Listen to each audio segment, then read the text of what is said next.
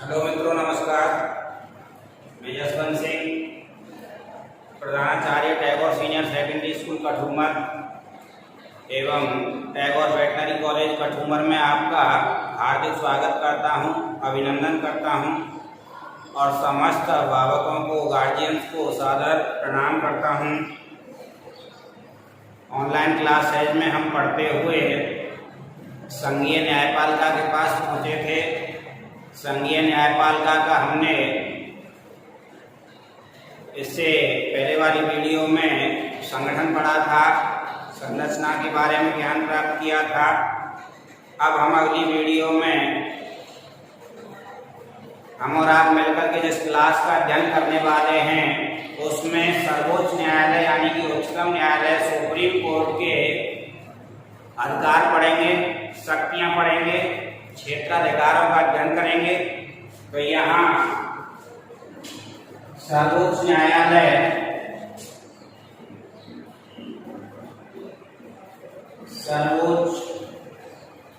जिसको उच्चतम भी कह सकते हैं, मीनिंग दोनों का एक ही है। सुप्रीम कोर्ट का हमें पढ़ना है क्षेत्राधिकार, मतलब सर्वोच्च न्यायालय की शक्तियां, सर्वोच्च न्यायालय के अधिकार, सर्वोच्च न्यायालय के कार्य, जिन्हें प्रमुख रूप से क्षेत्राधिकार के नाम से जाना जाता है। तो सर्वोच्च न्यायालय के क्षेत्राधिकार का अध्ययन करते हुए हमें सबसे पहले जानना है सर्वोच्च न्यायालय का प्रारंभिक क्षेत्राधिकार, प्रारंभिक क्षेत्राधिकार, और दूसरा है अपीलीय क्षेत्राधिकार।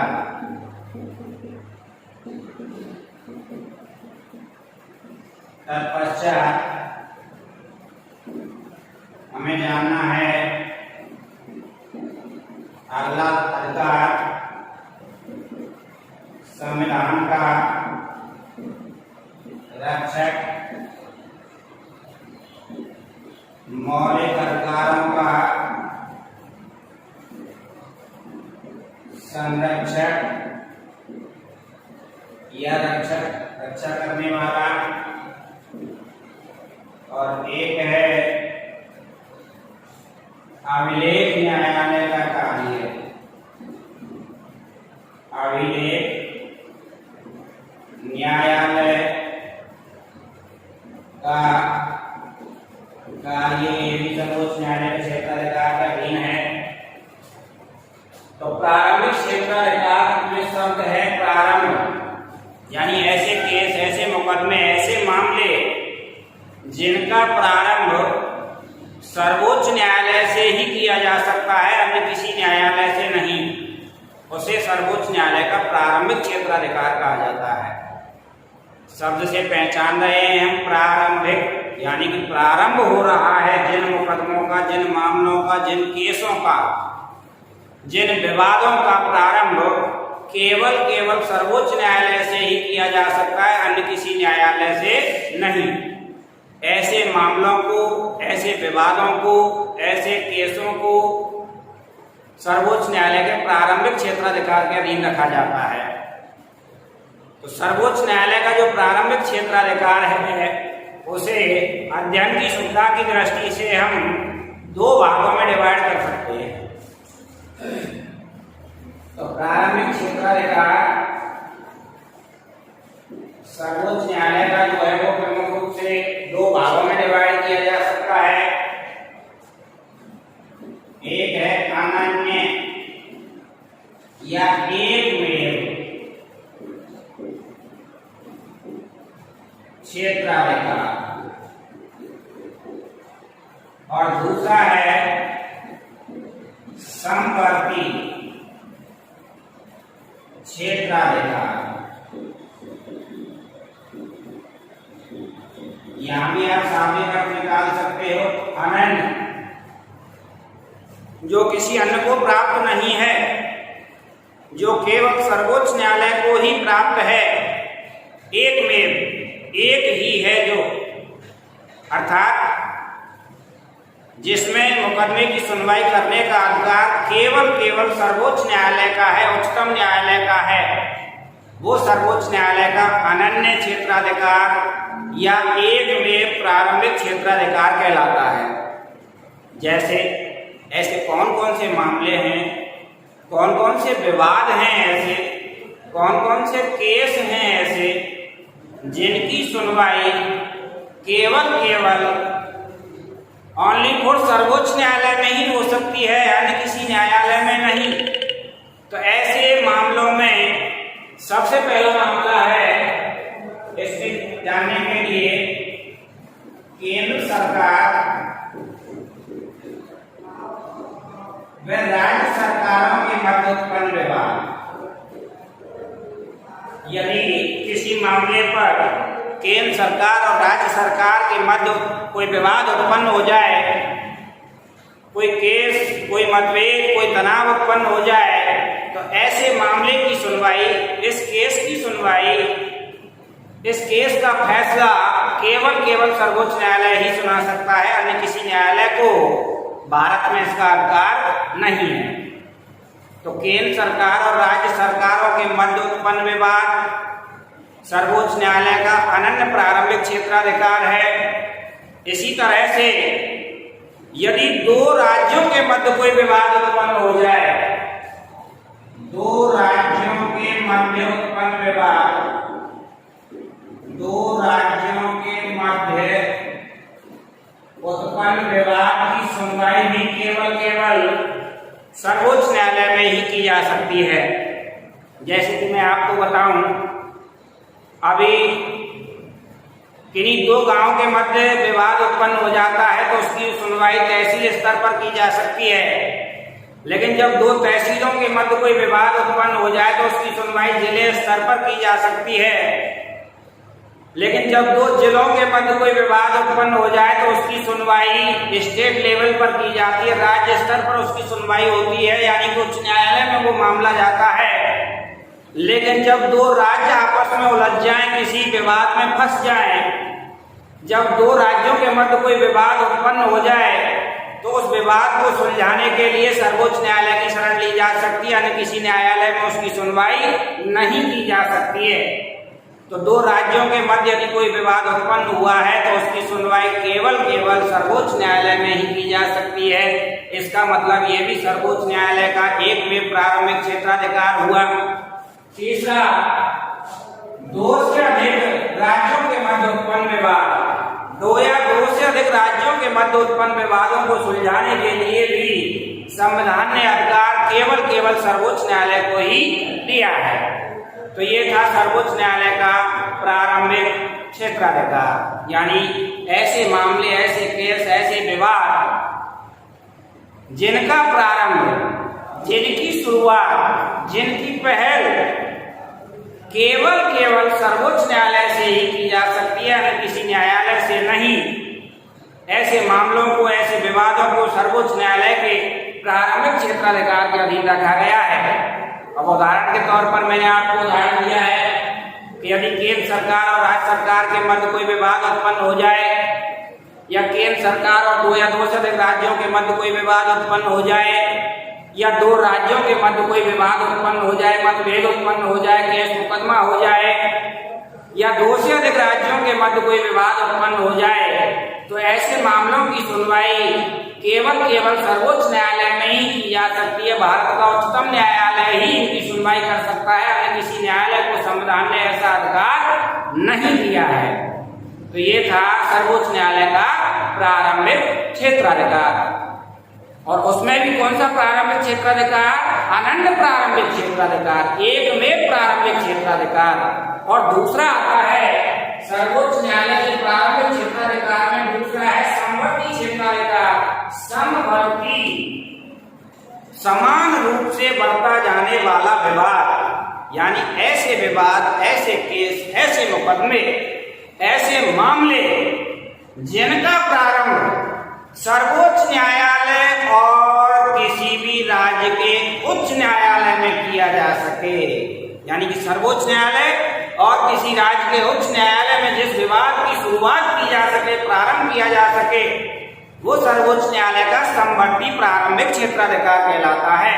यानी कि ऐसे विवाद, ऐसे केस, ऐसे मुकदमे जिनकी शुरुआत सर्वोच्च न्यायालय से भी की जा सकती है, जिनका प्रारंभ सर्वोच्च न्यायालय के साथ साथ उच्च न्यायालय से भी किया जा सके, ऐसे विवादों को सर्वोच्च न्यायालय का समवर्ती प्रारंभिक क्षेत्राधिकार कहा जाता है। अब ऐसे विवाद कौन से हैं? ऐसे विवाद है नागरिकों के मौलिक अधिकारों से हनन संबंधी विवाद। यहाँ आपको याद रखना होगा, भारतीय नागरिकों के मौलिक अधिकारों के हनन संबंधी विवाद।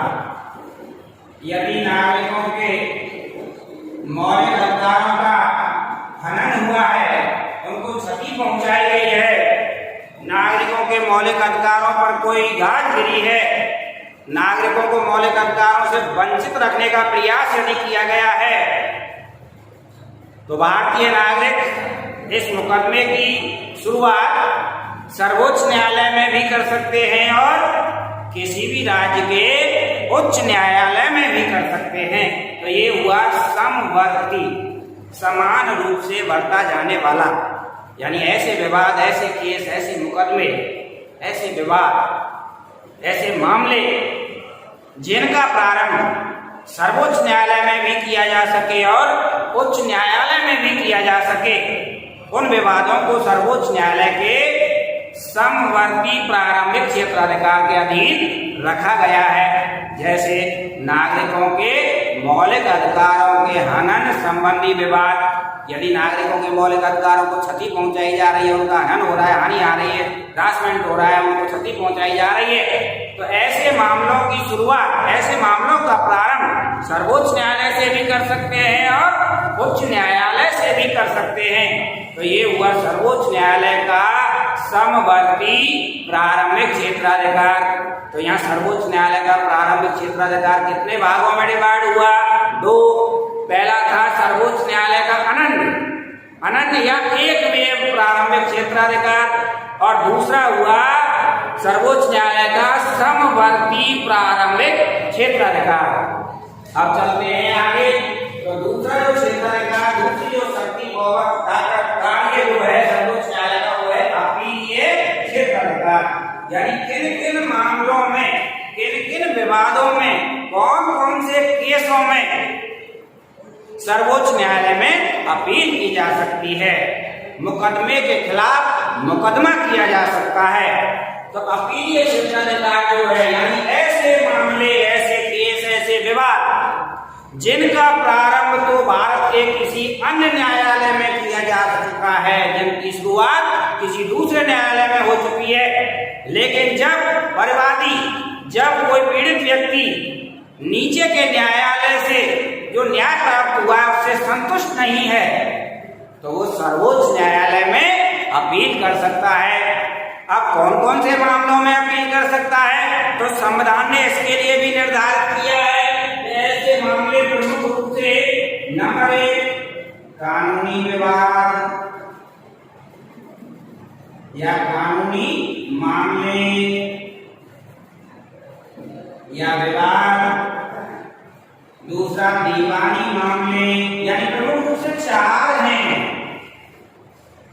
सर्वोच्च न्यायालय के अपीलीय क्षेत्राधिकार को प्रमुख रूप से 4 भागों में डिवाइड किया जा सकता है, जिसमें नंबर 1 कानूनी मामले, दूसरा दीवानी मामले, दीवानी विवाद, दीवानी मामले, तीसरा फौजदारी मामले,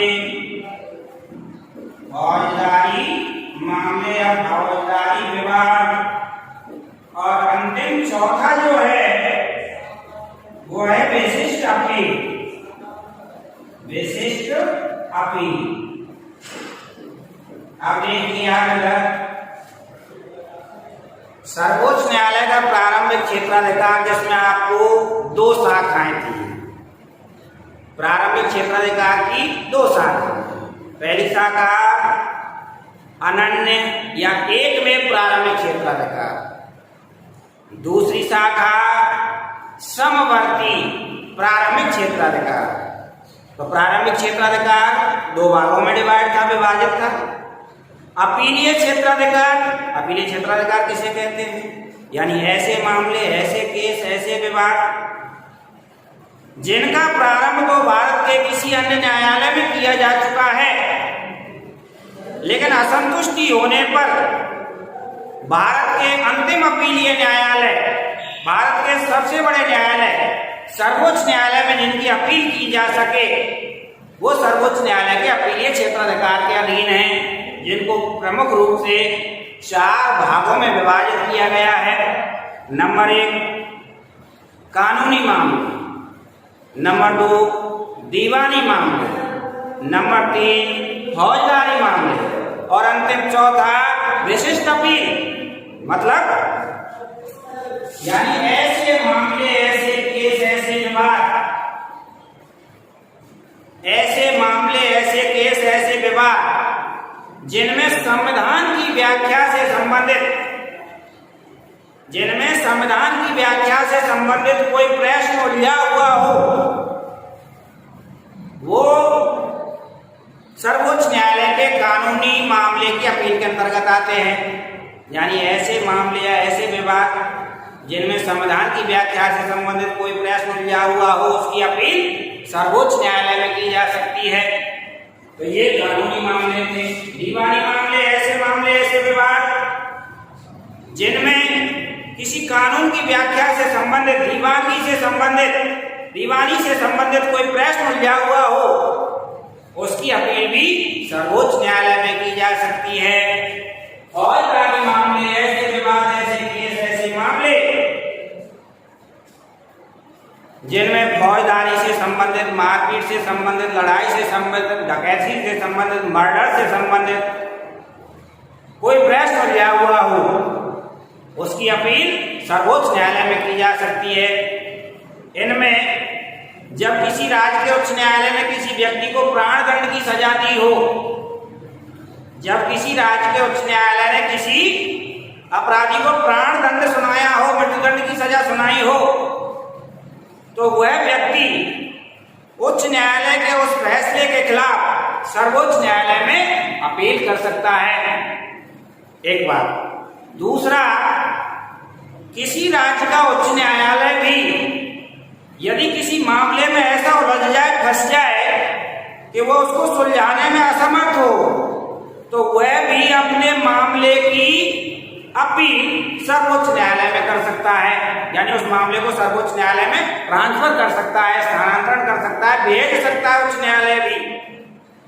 तीसरा, यदि सर्वोच्च न्यायालय को यह महसूस हो जाए कि उक्त मामला उच्च न्यायालय की सुनवाई के योग्य नहीं है, तो उस मामले को, उस विवाद को भी सर्वोच्च न्यायालय अपने पास मंगवा सकता है।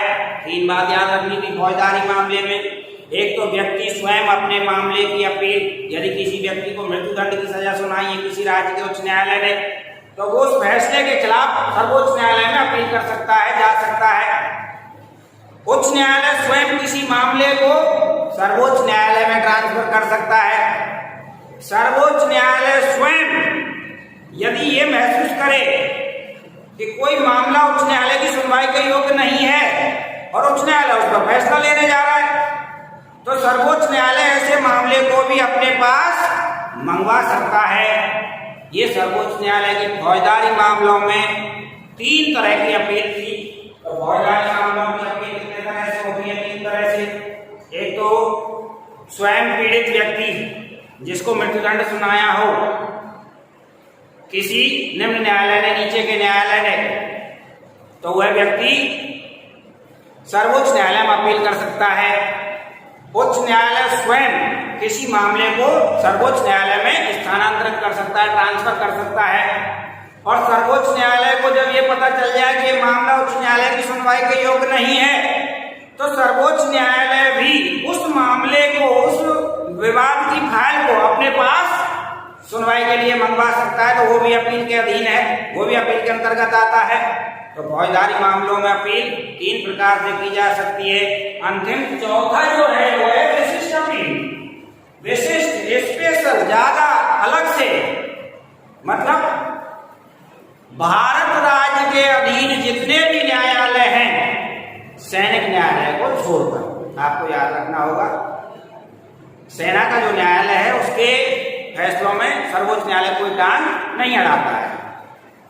तो सैनिक न्यायालय को छोड़कर भारत राज्य के अधीन जितने भी न्यायालय और न्यायाधिकरण हैं उन सभी न्यायालय और न्यायाधिकरणों के फैसलों के विरुद्ध सर्वोच्च न्यायालय अपना फैसला सुना सकता है, जिसको संविधान में विशिष्ट अपील का नाम दिया गया है। मतलब समझे आप, किसी भी न्यायालय ने भारत के लिए कोई भी फैसला सुनाया है जिसमें सैनिक कोर्ट शामिल नहीं है, सेना का न्यायालय इसमें शामिल नहीं है, तो सेना के न्यायालय को छोड़कर के भारत राज्य के अधीन, भारत एक राज्य है, याद रखिए आप, राजस्थान राज्य नहीं है, राजस्थान प्रांत है, राजस्थान स्टेट है, राजस्थान केंद्र की इकाई है, संघ की इकाई है। तो राज्य कौन हुआ? भारत। राज्य किसे कहते हैं? जिसके पास चार चीज हों: निश्चित भूभाग, निश्चित जनसंख्या, सरकार और संप्रभुता। याद रखेंगे आप, इधर भारत एक राज्य है। नई चीज बता देता हूं मैं आपको, भारत क्या है? एक राज्य है। और राज्य किसे कहते हैं? राज्य की चार अनिवार्य शर्तें हैं। नंबर 1 जनसंख्या, नंबर 2 भूभाग, नंबर 3 सरकार, नंबर 4 संप्रभुता।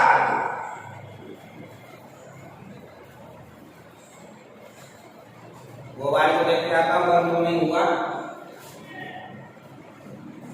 चल रहा। राज्य जिसकी अनिवार्य शर्तें कितनी है? 4।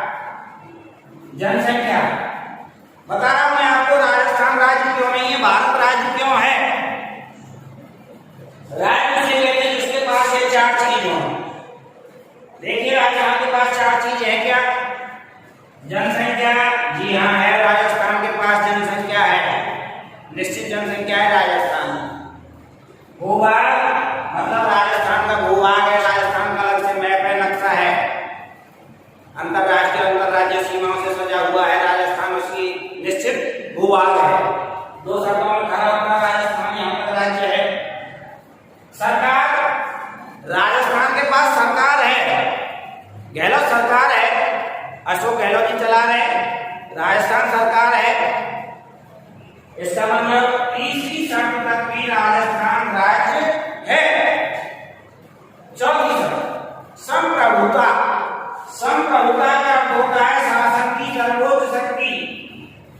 शासन की सर्वोच्च शक्ति को संप्रभुता कहते हैं। शासन की सर्वोच्च शक्ति। देखिए यहाँ सम उपसर्ग प्रभु शब्द है, प्राप्त है, प्रभु शब्द है यहाँ प्रभु। प्रभु माने होता है मालिक, स्वामी, भगवान, सर्वशक्तिमान, सर्वाधिकार सुरक्षित प्रभु है, मालिक है, स्वामी है, भगवान है, सर्वशक्तिमान है प्रभु। तो क्या राजस्थान सर्वशक्तिमान है? क्या राजस्थान संप्रभु है? क्या राजस्थान के पास शासन की सर्वोच्च शक्ति है? जी नहीं। राजस्थान का बहुत बड़ा भूभाग, प्रमुख रूप से 4 जिले, श्रीगंगानगर, बीकानेर, जैसलमेर और बाड़मेर, अंतरराष्ट्रीय सीमा पर सटे हुए हैं। पाकिस्तान बॉर्डर पर है, पाकिस्तान की सीमा से सटे हुए हैं राजस्थान के 4 जिले, श्रीगंगानगर, बीकानेर, जैसलमेर, बाड़मेर।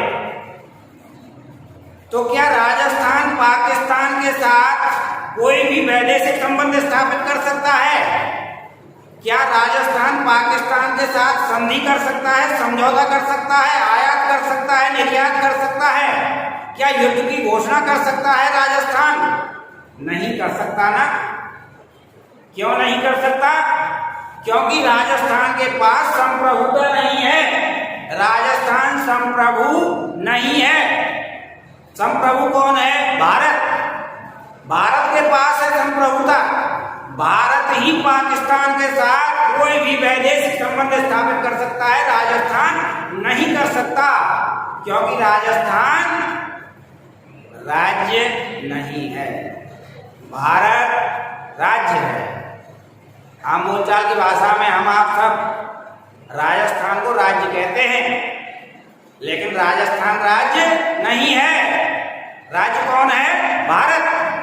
राजस्थान कौन है? प्रांत, स्टेट, इकाई, भारतीय संघ की एक इकाई है, एक टुकड़ा है राजस्थान, जो संप्रभु नहीं है।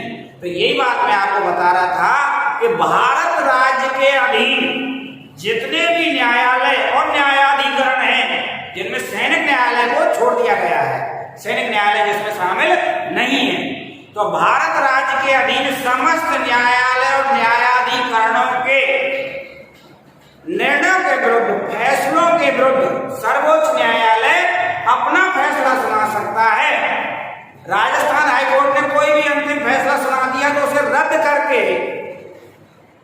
सुप्रीम कोर्ट, सर्वोच्च न्यायालय अपना फैसला सुना सकता है। इसको क्या कहेंगे? विशिष्ट अपील। ये सर्वोच्च न्यायालय का क्षेत्राधिकार है, अपील ये क्षेत्राधिकार के अधीन है, विशिष्ट अपील।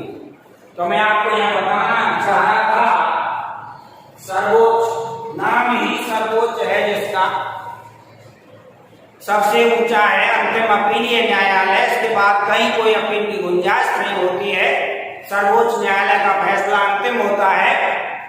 एक हल्की सी गुंजाइश संविधान ने छोड़ी है, वो भारतीय राष्ट्रपति के पास है कि सर्वोच्च न्यायालय के फैसले के विरुद्ध आप केवल राष्ट्रपति की शरण में जा सकते हैं, और राष्ट्रपति भी उसमें इतना पावरफुल नहीं है व्यवहार में। प्रैक्टिकली तौर पर राष्ट्रपति इतना ताकतवर नहीं है वो सर्वोच्च न्यायालय के फैसले को रद्द करके अपना फैसला सुना सके, लेकिन राष्ट्रपति को संविधान ने एक क्षमादान की ताकत दी है, जिसमें वो किसी निर्दोष व्यक्ति को सजा पाने से बचा सकता है। केवल दोषी व्यक्ति को तो सजा मिलनी ही है, पाप का घड़ा तो फूटना ही है। बहुत बड़े ताकतवर बिजनेसमैन, बाहुबली, धनबली जेल में सड़ रहे हैं। नाम है आपके पास राम रहीम, आसाराम बापू जैसे बड़े बड़े ताकतवर, बाहुबली, धनबली, भूस्वामी, जिनका जब पाप का घड़ा भर गया था तो फूटा। सर्वोच्च न्यायालय के फैसले के गुलाम हुए ये लोग, इनकी ताकत धराशायी हुई। तो मैं आपको बताना चाह रहा था, यह सर्वोच्च न्यायालय जिसके पास शक्तियों का अंबार है, जिसका क्षेत्राधिकार अपार है, अध्ययन की सुविधा की दृष्टि से मैंने और किताब के लेखकों ने जैसा लिखा है वो मैं आपको इधर अपने ज्ञान के द्वारा उसे फिल्टर करके, उसे शुद्ध करके, उसे परिष्कृत करके, उसे सॉर्ट करके गागर में सागर भरते हुए सर्वोच्च न्यायालय की शक्तियों को चंद लाइनों में आपके सामने प्रकट कर रहा हूं। अन्यथा सर्वोच्च न्यायालय की शक्तियां बेशुमार है, अंबार लगा हुआ है, पहाड़ लगा हुआ है, ढेर सारी शक्तियां हैं। तो सबसे पहले शक्ति, सबसे पहला क्षेत्राधिकार था प्रारंभिक क्षेत्राधिकार, यानी ऐसे मामले जिनका प्रारंभ केवल सर्वोच्च न्यायालय से ही किया जा सकता है, जिन्हें हमने दो भागों में विभाजित किया है। ऐसे मामले जिनका प्रारंभ केवल सर्वोच्च न्यायालय से ही किया जा सके वो अनन्य क्षेत्राधिकार है, और ऐसे मामले जिनका प्रारंभ सर्वोच्च न्यायालय में भी किया जा सके और उच्च न्यायालय में भी किया जा सके वो समवर्ती क्षेत्राधिकार है। और सर्वोच्च न्यायालय की जो अपील है, अपील जो की जा सकती है वो चार तरह से की जा सकती है, चार भागों में उसे विभाजित किया है। पहला है कानूनी मामले, दूसरा दीवानी मामले, तीसरा फौजदारी मामले। फौजदारी मामले मैंने आपको तीन तरह से अपील के बताए थे, और अंतिम चौथा जो स्पेशल है, विशिष्ट अपील है, जिसमें भारत राज्य के अधीन आने वाले समस्त न्यायालय के फैसलों को रद्द कर देता है और अपना फैसला सुनाने के लिए सर्वोच्च न्यायालय स्वतंत्र है, जिसमें सैनिक न्यायालय को छोड़ दिया गया है। वो सर्वोच्च न्यायालय की विशिष्ट अपील है। अपील ये क्षेत्राधिकार का चौथा रूप है। इससे अगला ज्ञान, इससे अगली क्लास हम कल पढ़ेंगे। नमस्कार।